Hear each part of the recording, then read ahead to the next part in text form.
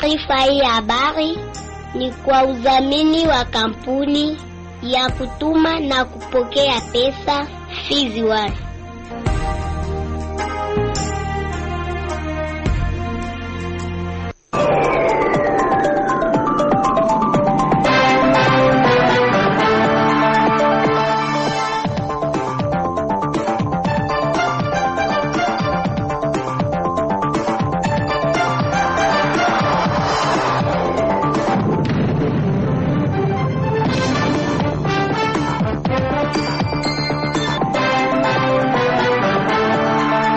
Ujambo mpenzi msikilizaji wa redio ya kijamii Kivu, ninakukaribisha kuweza kufuatilia uchambuzi wa habari ambao kama kawaida unakuwa kijumuishwa na kurasa mbalimbali. Utakuwemo kurasa wa habari muhimu, habari za mahali, habari za michezo, ripoti kutoka sehemu mbalimbali, habari za kitaifa na zile za kimataifa.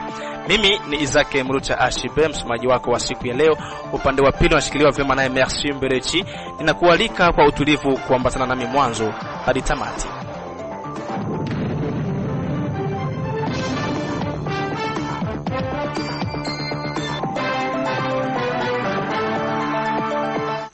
Tukianza na ukurasa wa habari muhimu, ninampisha mwenzangu Safari Alimasi Dilwe. Karibu. Asante Isaac Mulucha Shibe kwa kunipa fursa hii. Tuanzie hapa Baraka ambako watu ambao bado kujulikana hadi sasa wamefaulu kuendesha kirendo cha wizi kwenye duka la pombe liparikanalo katika kata la Kaninganoro mjini Baraka usiku wa kucha Alhamisi ya tarehe 9 Oktoba 2025. Kwa jambo hilo uongozi wa kata hilo melani vikali kirendo hicho. Na huko Sange ni kwamba shirika jipya la raia kusini mwa jimbo hili pa Uvira limetaja kukemea kwa hali ya juu zaidi vitendo vya unyanyasaji vinavyoendeshwa na baadhi ya wazalendo dhidi ya raia wa kabila la Wamushi wanaotumia barabara taifa namba 5. Na tumalizie na habari za kiraifa ambako akiwa mjini Bruxelles, mji mkuu wa nchi ya Ubelgiji, Rais wa Jamhuri ya Demokrasia ya Kongo Felix Antoine Tshisekedi Chilombo amemtaka mwenzake wa Rwanda Paul Kagame kuleta amani na kukomesha mzozo unaendelea mashariki mwa DRC. Ni hayo ambayo tulikuwa na kwenye habari za kitaifa, na mwacha Isaac aendelee na mambo mengine. Asante sana Safari Alimasidilu. Msikilizaji, sasa tujikize katika uchambuzi wa habari zenyewe kwa kina, tukianza na habari za mahali hapa mjini Baraka. Ni kwamba kitengo cha kiserikali cha CNSS kimeendesha harakati za kupana ada ya uzeheni kwa wanamemba wao waliojiorodhesha kwenye kitengo hicho tangu walipokuwa wanafanya kazi kwenye kazi mbalimbali kipindi cha ujana wao. Wakiwa wenye tabasamu na furaha nyingi, wazee walionufaika na ada hiyo ambayo ni awamu ya 3 ya msaada ya mwaka wa 2025 wamesema kupokea ada hiyo kwa mikono miwili kilinganishwa na wakati walionao. Akilimali Selemani Celestine, mkuu kiongozi wa kitengo cha CNSS Fizi, ameeleza yafuatayo. Wazee wetu wanafika hapa kisha kila muda wa miezi 3 kuja kupokea angalao yao au ile tunaita pesa zao za uzee. Ni zile ambao walikuja kuchukua kwa ajili ya kipindi ya 3e trimestre 2025. Wazee wanaendelea kupata sehemu ya haki yao ambao walichangia wakati wangali nguvu. Yaani ni kusema wazee walitumikia kampuni au kazi zenyewe ambazo zilikuwa zinaorozeshwa kwenye CNSS. Yaani walikuwa wafanyakazi, walikuwa wa travailleur kwa wa employeur ambao walikuwa affilié ku CNSS. Ile ilikuwa ni kitu cha kwanza. Na wale wa employer wao walikuwa wanawadeklare wao wa travailleur wao walikuwa wanawaorozesha kwenye CNSS. Ni habari ya pili ile. Na sio tu kuwaorozesha, habari ya tatu ni kusema zile kampuni zao zilikuwa zikichangia, zikikusanyisha michango ya wafanyakazi wake na kuitia kwenye CNSS. Na walipoeneza sheria 3 zile kwa muda wote ule ambao walitumika, ilipofika kwa muda ambao walistaafu, ambao walichoka, ambao walizeeka, ilibidi sasa serikali kupitia kitengo cha CNSS ianze kuwashughulikia kwa kuwalipa pesa zao za uzeeni. Yaani ni watu ambao walikuwa wa travailleur na walikuwa wa travailleur kuwa employeur, na ule employeur alikuwa iko affilié ku CNSS, na ule employeur alikuwa na déclarer travailleur wake, na sio tu kumdéclarer, alikuwa pia akitia macotisation sociale kwa ajili ya wafanyakazi wake. Ni hayo matunda sasa wameanza kuvuna wazee wetu. Nao walionufaika na ada hiyo ya uzeheni toka kwenye kitengo cha CNSS wameonyesha hapa furaha yao. Ndiyo nakoya kungambo ya kupokea kasabune kangu kapasione, na mimi napiga kisani na shukuru na wenye wanadupa hii msaada haka kama msaada kadogo, na haiko kidogo, ni yetu mingi hii, tunashukuru. Nilikuwa kamati ya Bongwa. Ni bwana yangu. Hajiweze tena kwa kusema fike hapa. Mie njoo na bakia ni miguru yake. Inanisaidia kungambo zote, kungambo ya sabune, kachakura hivyo. Niko hapa kubiro ya SNCS ya Sibaze. Tunashukuru, inakuwa siku za kutosha tufike hapa kwa tunangoja na sasa hivi tumepata ile angalau yetu ya uzee ya trimestre ya 3. Tunashukuru sana SNCS biro yetu, tunaamini kama ile premier trimestre nayo itakuya. Asante sana. SNCS iko biro mwa mzuri sana. Mbele hata mimi nilikuwa nafikiri labda labda ni wa parcel, lakini wakati nilikuja kusikia mada juu ya hii biro nikafika na nikafanya hivyo na mambo yakaenda vizuri. Nataka kuchukulia mama yangu ile sabuni yenyewe anapewaka ya kubasaidia na kuyaka sihesabi kama ni mara ngapi. Inakuwa namsaidia sana juu bazee baisha kwa na mahitaji ya mingi sana. Ana tena nguvu ya kutumika, lakini ile sabuni na kiamu kamatela yake sabuni nampatie na msaidia kuuza sabuni, kuuza kama ni kale kasukari kakukunywa chai, kuuza kama ni kale kaandazi kakukula juu bazee banakuwa na mabesio ya vitu vya mingi sana. Mwishowe Akilimali Selemani Celeste amehita raia wa Fizi Baraka kujiorodhesha kwenye kitengo hicho ili kujiandalia maisha ya baadaye. Katika Kifaransa serikali inakuwa na sheria ambayo inaita Regime General de Sécurité Sociale. Yaani ni sheria ya nchi ambayo inahusika na wale wafanyakazi katika mazingira yao ya kazi. Sasa kuna kwa vitengo mbalimbali za wafanyakazi. Kwetu SNCS tunakuwa na wafanyakazi wale wa maetablissement public, wa monde humanitaire, hata wa commerçant wa monde wa domaine informel, ni wale ambao wanahusika hapa. Yaani wale ambao hawahusiki hapa ni wale watu wa administration publique, wale ambao wanapata mishahara ya serikali, wale hapa kwetu kabisa hawahusiki. Lakini vile vitengo vingine vyote, wale ambao hawana regime yoyote particulier kwa ajili ya sécurité sociale, wanakuwa wote concernés na regime general ya sécurité sociale. Kwa jamii ujumbe ni ule ni kusema kama wale wote ambao wanaajiri watu, wale watu ambao wanafanyisha makazi, wana recruiter watu, wakuwe na zoezi kwanza ya kuorozesha kampuni zao, services zao, organisation zao, etablissement zao kwenye SNCS ile ambayo tunaita affiliation de l'employeur, ambayo inafanyika kwa bure. Wanakuwa wanafanya pia immatriculation des travailleurs, yani kuorozesha wale wafanyakazi wao kwenye SNCS, inakuwa ni kitu ambacho kinafanyika pia kwa bure. Na wakuwe pia wanafanya versement de cotisation kwa ajili ya wafanyakazi wao. Na kwa kile kitengo cha cotisation sociale kunakuwa aina mbili. Kunakuwa mchango ambao entreprise au employeur anachangia kwa ajili ya mfanyakazi wake, na kunakuwa ingine aina ya mchango ambao mfanyakazi mwenyewe anatoshewa sehemu kwenye mshahara wake.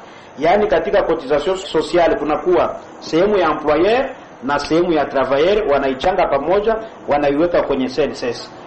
Tukiwa tu katika mji wa Baraka ni kwamba hatimaye amepatikana katika mji wa Uvira chef de division unique wa mji wa Baraka Bwana Wenga Watuta, siku mbili baada ya kutekwa kwake na watu wasiojulikana mjini humo. Uhakikisho umetolewa naye meya kwa muda wa mji wa Baraka Bi Marimu Kanja Swaz, ambaye amesifia uchunguzi uliofanywa na vyombo vya usalama, huku akilaani kitendo hicho ambacho amekiita cha kushangaza. Ile kitendo ilishangaza sana, itushitua, na haiko kitendo ya kidogo. Antuka ilishitua meri. Wakati waliteka mtu tulikuwa tuko deja mu biro, na kuteka mtu maile saa 10h, antuka ilikuwa kitendo moja kutisha. Lakini ile saa waliteka mtu, na mimi pale nikakonvoke reunion ya urgence ya sécurité, kwanza kuongea kuona kama tutakamata na shima bezir na tukaikamata, tukaanza kufanya mankete, tukalala tukakucha, tukayoa mtu iko fasi fulani. Mtu kwa sasa iko Uvira. Ankete ngali ankuru tujue ni wanani na palimuhoyea nini. Antoka ile si atujua. Tunaongea naye kwa sauti yake mwenyewe, nje ya simu anaongea, iko Uvira. Atukujua ni watu gani mpaka sai, lakini iko Uvira. Hiyo tabia tunaikemea sana tena sana, na njoo iko nafanyiziwa kazi iishe nisisikirikake tena. Kwenye jambo hilo kiongozi wa vijana mjini Baraka Bwana Degole Malembe amewaomba vijana kubaki kimya kusubiri uchunguzi umalizike na kuepuka jumbe potovu mitandaoni. Bon, naomba jeunesse ikuwe calme. Isi ile vrai kitendo hiki kilipitikanaka shebote tungatunangalia. Tuchunge resultats za enquête zenye zitafanyika. Juzi la enquête zitatablir responsabilité ya kila mtu mwe maneno. Na njoo maana tuache kuandika vitu ma réseaux sociaux vyenye atumetrize parce que ni dossier niko sensible. Mimi gouvernement national inaiua, provincial inaiua. Alors tusijilaisser faire kwa manipuler na kuandika vyenye atumetrize parce que yenye kwa naandika kesho kitaweza tourner contre wewe. Kesho tutakuwa fulani alikamatiwa alifungiwa au tuanze maandamano utende tumsemee au wakati ukonye ilikuwa yake. Donc il nous dit si jeunesse tu garder ça enfant na espero que Mungu atasaidia vitu itakuwa mzuri. Aiza alipoulizwa kuhusu mipango ya meya ya Baraka kwa kudhibiti mauaji ambayo yanaonekana kushamiri, Bi Marimu Kanja Swaze, meya kwa muda mmoja wa Baraka, amejibu yafuatayo.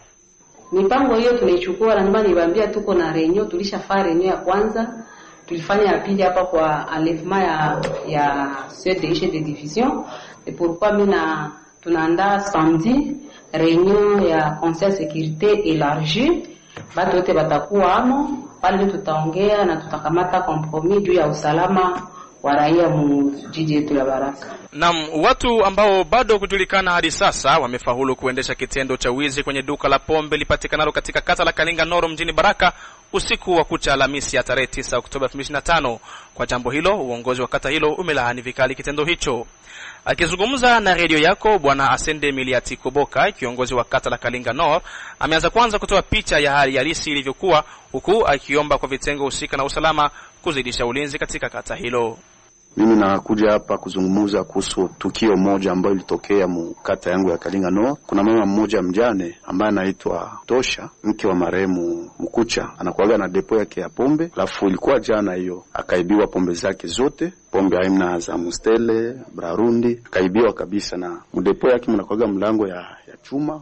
Yani waliingia wakavunja ile mlango na wakaiba zile pombe. Alafu hiyo tukio sikulifurahia, ndio maana nakuja hapa ili nikemee wale watu. Ujumbe wangu ni kusema ya kwamba ningeomba wafanya usalama au vitengo ambavyo vinahusika na usalama kama vile FARDC, la polisi, wazalendo, ANR na kadhalika, tusaidiane kufanya usalama ili population ikuwe na amani, na hususan kata yetu ya Kalinga Nord ikuwe na amani, kwa sababu mtu anafanyaga biashara ili apate faida, akomaze familia, lakini sio anafanya biashara afu watu wengine wanakuja wanaiba. Hapana.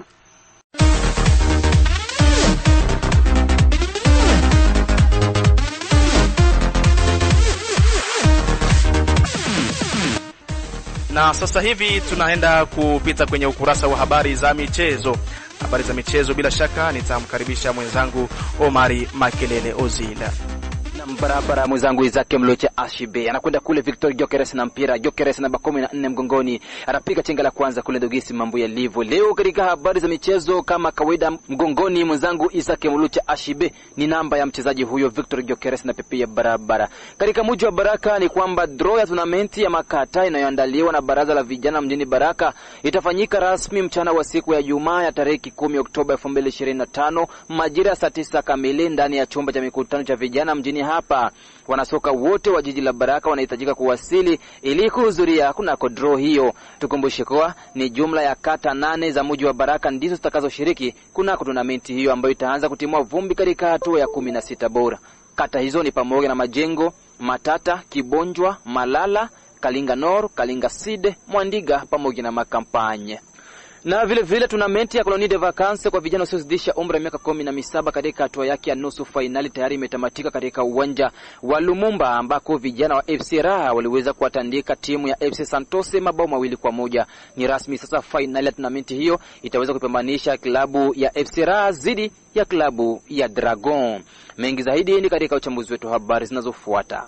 Na katika habari za hapa na pale huku na kule ni kwamba Cristiano Ronaldo ametangazwa kuwa bilionea wa kwanza wa upande wa soka baada ya thamani yake kuwekwa wazi. Mchezaji huyo mwenye umri wa miaka 40 inasemekana kuwa ana utajiri wenye thamani ya paundi bilioni 1.4 baada ya wataalamu wa fedha Bloomberg kufanya tathmini kwa kina katika mapato yake ya kazi, uwekezaji na mikataba rasmi, na kwa kuzingatia viwango vya kodi vilivyopo kutokana na soko. Taarifa zingine zaeleza kuwa utajiri wa Ronaldo umechangia na yeye kucheza soka ya huko nchini Saudi Arabia, jambo ambalo limempandisha thamani yake na kuwa mwanamichezo anayelipwa pesa nyingi zaidi duniani. Cristiano Ronaldo dos Santos ndiye mwanasoka wa kwanza katika orodha mpya ya mabilionea kutoka kwa wataalamu wa fedha Bloomberg, na wamebainisha kuwa utajiri wake sasa unampita kwa kiasi kikubwa zaidi mpinzani wake wa muda mrefu ambaye ni Lionel Andres Messi, baada ya Argentina huyo kuhamia katika nchi ya huko nchini Marekani ili kukamilisha soka yake katika klabu ya Inter Miami. Na vile mshambuliaji machachari wa klabu ya Real Madrid na nahodha wa timu ya taifa ya Ufaransa Kylian Mbappé bado hajaanza mazoezi kamili na kikosi cha timu ya taifa ya Ufaransa, hali inayotia shaka kucheza kwenye mchezo ujao dhidi ya nchi ya Azerbaijan. Kylian Mbappé alipata majeraha katika mchezo wa mwisho wa ligi kuu hapo nchini Uhispania dhidi ya Villarreal uliochezwa wiki iliyopita katika uwanja wa Bernabeu. Hatari namba 14 anakwenda kule Victor Gyökeres. Ukisikia hivyo naweka nukta katika habari za michezo za Kimlucha Ashibe.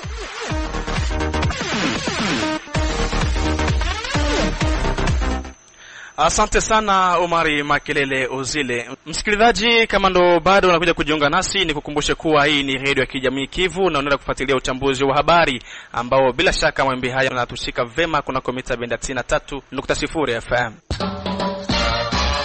Kampuni Fizon Baraka, Mboko na Misisi ni rahisi kutuma na kupokea pesa cash pote ulimwenguni bila usumbufu.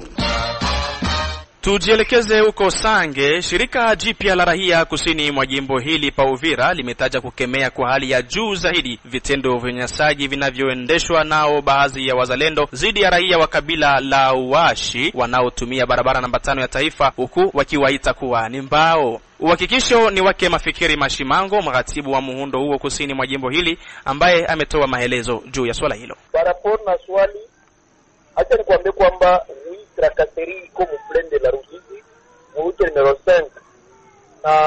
Naanza na route numero 5 mplende la Ruzizi. Kama kusinyaleke tutaenda au-delà, tulifanya communiqué pour quand même tualerte wakubwa mambo iko fikana. Kanuni ilipo kusinyale kwamba kuanzia Kawizi yao kuanzia Kala mpaka kisi unaenda munivo ya Luvungi ya de barriere za wazalendo yenye leo mabariere zimwa tuko naita kama ni mabariere pean. De manière générale ya de tracasserie kwa sababu kila mtu anapita ilipo kumlomba franga na kwetu kwa mshirika jipya la Canada d'abord c'est tulibere dénoncer, mais ce qui est plus grave il y a maintenant batu fulani yenye tracasserie inaenda au-delà. Unakutana kwamba ya quelque watu wote wa mushi wengi wanakamata njia ya route numero 5 surtout maxe yenye kilomita. Ukiangalia axe ya Kawizi, ukiangalia axe ya Runingu na axe ya ini parti ya Sange, unakutana kwamba kila saa gari kipita, moto kipita, wanashimamisha na wanauliza eske pako mbao. Mbao ni nani? Mbao ni ule mushi mwenye wanasubsone kama iko en connivence avec l'N23. Or, moi période tulisema kama trop c'est trop, comment tout un simple citoyen niko nazunguruka et que c'est normal que chaque citoyen droit iko na droit kusikiliza kote anapenda, mais leo wanaanza muita mbao et dans le but pour que wakuache upite maintenant huyo mbao huyo mushi inakuwa par exemple 10,000, 20,000, 50,000, 100,000.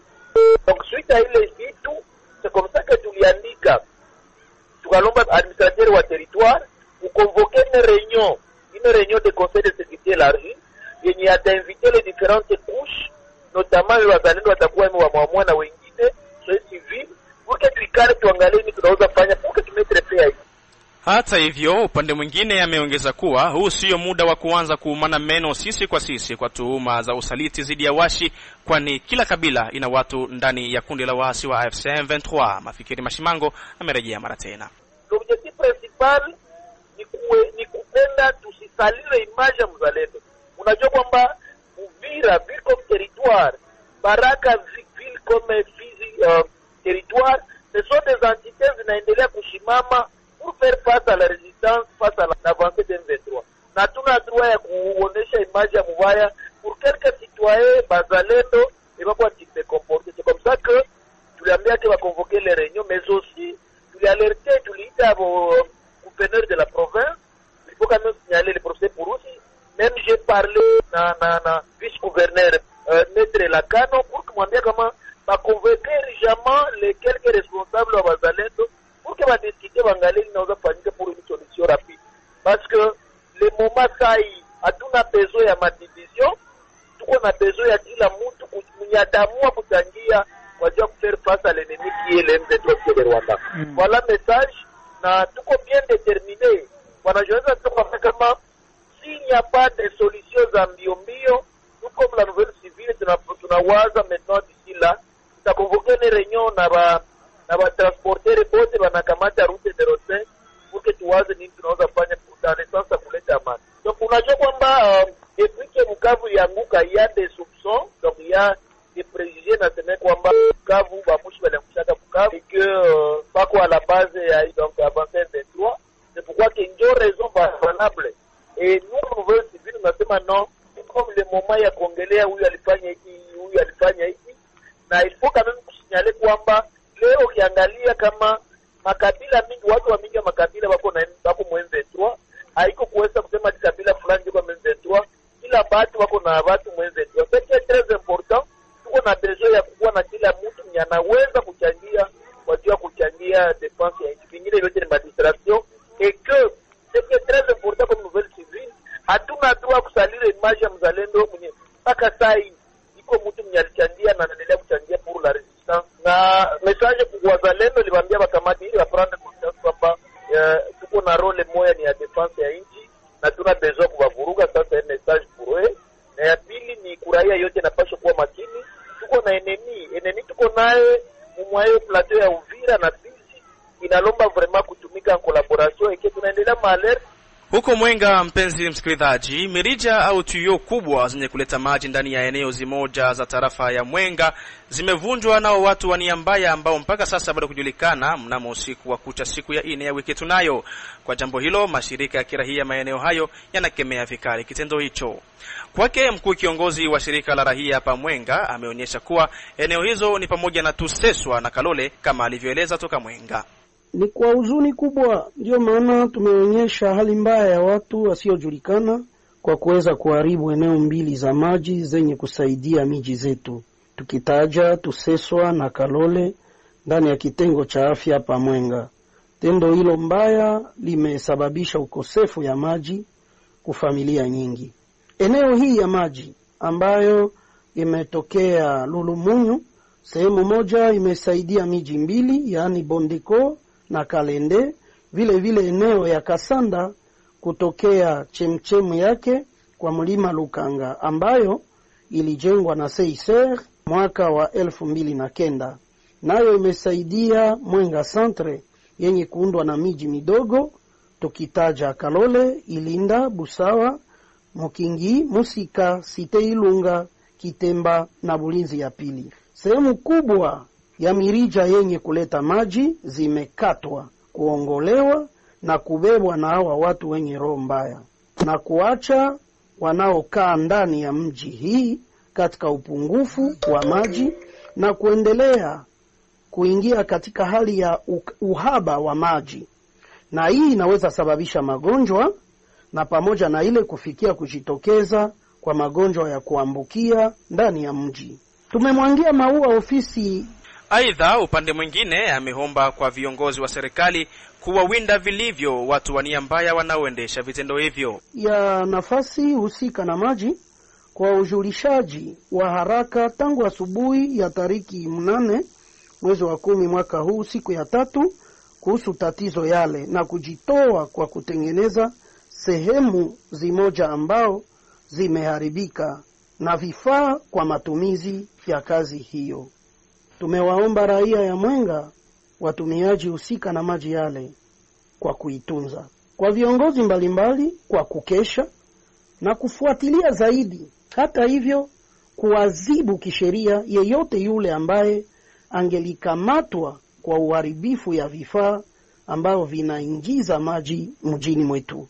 Kwa wafadhili husika na maji, usafi na mazingira, kuongeza njia nyingine za maji ili ifikie eneo bado kuweko maji yale kama vile Butimba, Lwano, Paradi, kwa kuwa bila maji hakuna maisha. Na kwenye habari ya kitaifa, akiwa mjini Bruxelles, mji mkuu wa nchi ya Ubelgiji, rais wa Jamhuri ya Kidemokrasia ya Kongo Felix Antoine Tshisekedi amemtaka mwenzake wa Rwanda Paul Kagame kuleta amani na kukomesha mzozo unaoendelea mashariki mwa DRC. Undani wa taarifa hii na mpisha Safari Alimasidilwe. Naam. Rais wa Kongo Felix Antoine Tshisekedi Chilombo alitoa wito huo Alhamisi akiwa mjini Bruxelles nchini Ubelgiji. Nilipendekeza tufanye kazi kwa pamoja kuleta watu wetu na jamii zetu pamoja kwa maendeleo na ustawi wao. Alisema hayo Felix Tshisekedi wakati wa hotuba yake katika jukwaa la Globe Gateway lililoandaliwa na Jumuiya ya Ulaya mnamo Oktoba 9 na 10. Mkuu wa nchi ya Kongo alithibitisha kwamba wakati wote hakuonyesha tabia ya vita kuelekea Rwanda, Uganda au majirani zake wote. Tunakabiliwa na hali hii na sisi ni wawili tu wenye uwezo wa kuzuia kuongezeka kwa hali hii. Aliendelea na kusema hayo akimtaja kama shahidi rais wa Angola Joao Lourenço, mpatanishi na mwenyekiti wa sasa wa Jumuiya ya Afrika. Felix Tshisekedi alikumbusha kuwa mchakato wa amani ulioongozwa na Rwanda ulikuwa karibu kufanikiwa kabla kuingiliwa. Tulikuwa tayari tumefikia 98% ya kupata amani ya kudumu, lakini ulikwepa mchakato huo, alimwambia Paul Kagame, rais wa Rwanda. Rais wa Kongo alipeleka wito wake kwa mwenzake wa Rwanda. Hatujachelewa sana kufanya jambo sahihi. Ninatoa wito kwenye mkutano huu na kupitia hiyo ulimwengu wote kwa kukuomba kuamuru askari wa M23 wanaungwa mkono na nchi yako kuzuia kuongezeka kwa hali hii ambayo tayari imesababisha mamilioni ya vifo. Felix Tshisekedi pia aliongeza Rais Cyril Ramaphosa ambaye vikosi vya Afrika Kusini vilijitoa nchini DRC na pia washirika kutoka Tanzania na Malawi. Afrika inahitaji kuendelea na mambo mengine. Wacha tuchukue ujasiri wa kujitazama usoni, kusema nini kibaya na kufanya maamuzi sahihi kwa ajili ya raia wetu. Halitimisha Rais Felix Antoine Tshisekedi akisimamisha ombi lake la nchi ya Rwanda kuwekewa vikwazo na Umoja wa Mataifa wakati akingojea majibu ya Rais Kagame. Tuwafahamishe kuwa mkuu wa DRC alifika Bruxelles Jumatano jioni kushiriki katika jukwaa la Global Gateway ambalo lilenga kuimarisha ushirikiano wa kiuchumi katika Ulaya na nchi zinazoendelea kupitia miundombinu, nishati na miradi ya mpito na mengine kadhalika. Ni hayo ambayo tulikuwa nao kwenye habari za kitaifa kwa siku ya leo. Mpenzi msikilizaji, ni hadi hapo ndipo naweza kutua nanga kabisa kuna uchambuzi wa habari kwa siku ya leo. Ni kushukuru wewe ambaye kwa uaminifu wako ulinifuatilia mwanzo hadi sasa. Nishukuru pia jopo nzima la wenzangu wa hariri ambao wanisaidia kuandaa habari hizi. Izake Mrucha Ashibe nilikuletea uchambuzi wa habari. Upande wa pili kusikiliwa vema na Merci Mbelechi. Mimi nakuaga nikisema amani iwe nawe.